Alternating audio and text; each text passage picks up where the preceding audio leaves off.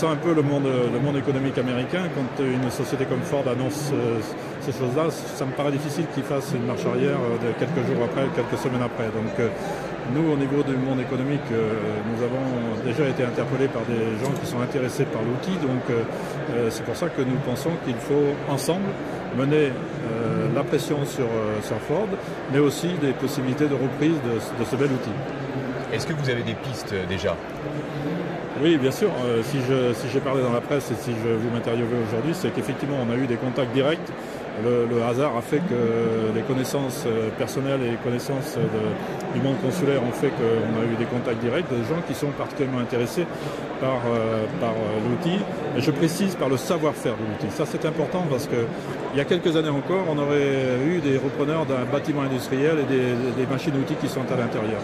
Aujourd'hui, je crois qu'il faut se rendre compte, je l'ai déjà dit, qu'il y a des pays, l'Allemagne en particulier, mais des pays d'Europe du Nord, qui manquent de main-d'œuvre spécialisée et qui cherchent du savoir-faire. Et chez Ford, il y a un savoir-faire, il y a des gens qui sont brillants en termes de connaissances, en termes de savoir-faire technique, et c'est sans doute ça aujourd'hui qu'il faut mettre en avant, il ne faut pas tarder. Pour vous, vos pistes sont en bonne voie ?